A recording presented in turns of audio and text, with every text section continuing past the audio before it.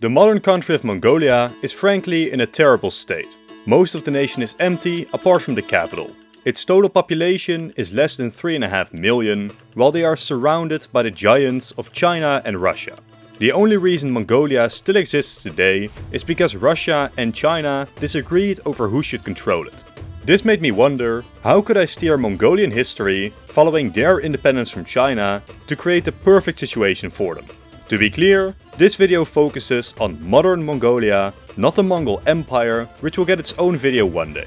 Let's figure out what the world may have looked like had everything gone perfect for Mongolia. Our starting point is Mongolian independence, which came about as China was facing a civil war, allowing the Mongols to assert their independence. As the Chinese Civil War worsened, the Mongols consolidated this independence, eventually even leading to Mongolia launching an invasion of Inner Mongolia. We will have the Mongols achieve massive successes against the Chinese, leading to a bigger Mongolia right upon independence. But not all is well. Later in the decade, during both the Chinese and Russian civil wars, Mongolia would again be invaded and put under Chinese control.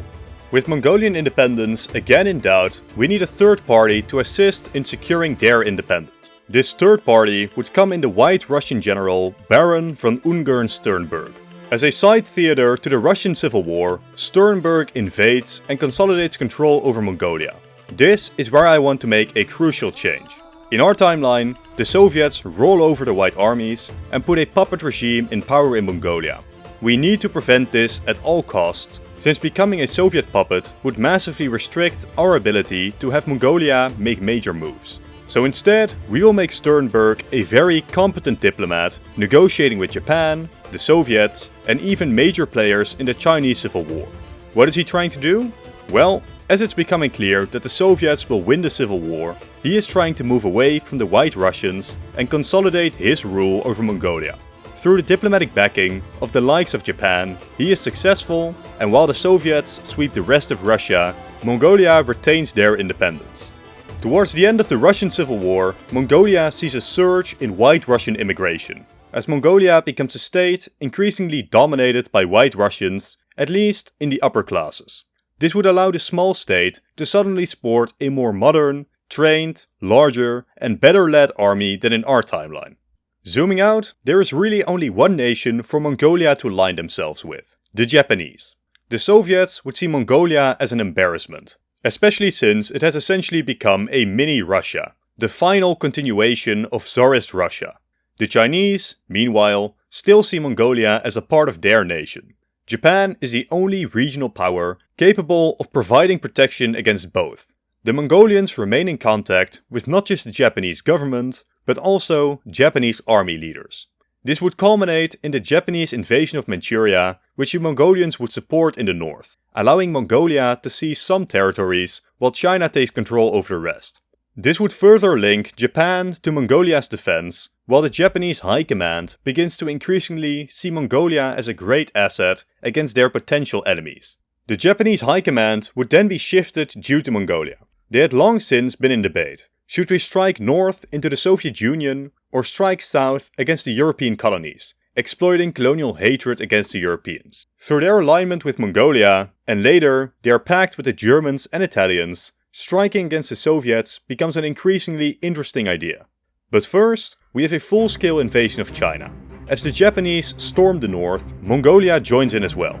While Mongolia is highly carried by Japan in this war, their presence and the extra front line in the north only further weakens and thins out the Chinese militaries. Meanwhile, over in Europe, Germany has started doing Germany things, and suddenly, bam, all of the continent is now under their control. The next target, Moscow, as Germany launches a devastatingly powerful invasion of the Soviet Union.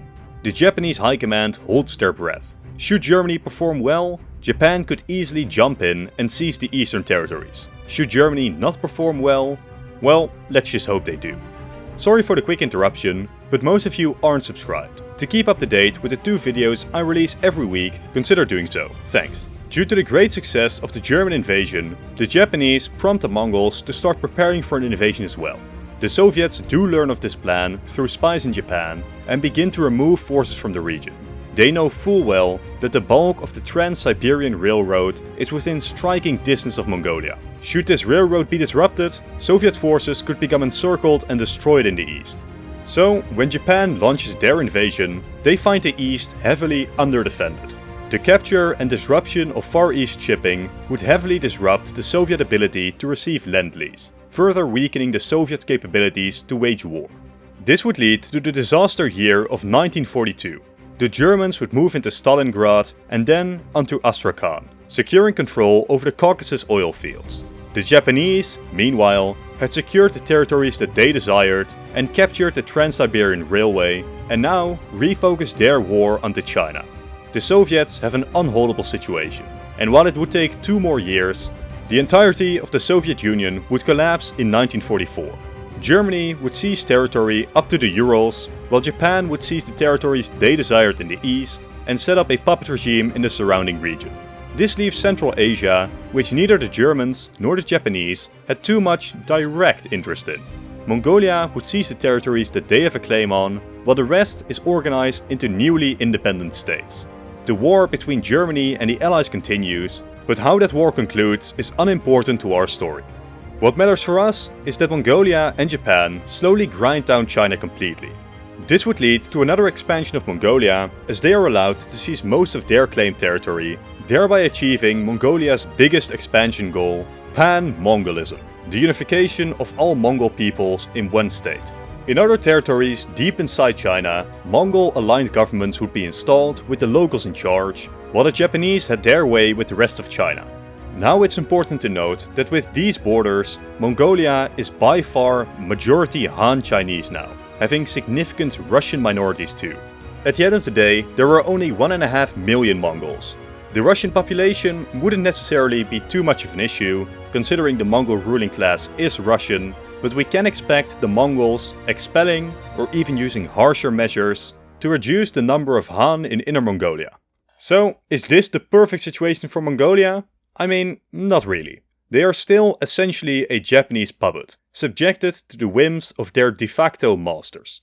So, while we'll leave the Germans in the background, we will have the Allies manage to defeat the Japanese in naval and air combat, throwing nukes on them until they collapse. This would allow the Americans to become the dominant power in Asia, who just might leave Mongolia alone if Mongolia doesn't do anything to upset them. From this position, I would push the Mongols to build a form of confederation or alliance between the various states of Central Asia.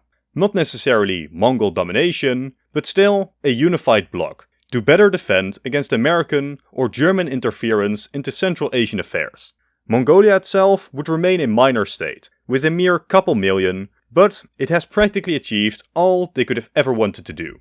But with that, I'll end the video. Thank you all for watching, consider leaving a like and a comment to support the content, and subscribe for 2 more videos every single week. To continue watching, click on one of the 2 videos on screen now. Again, thank you all for watching, and goodbye.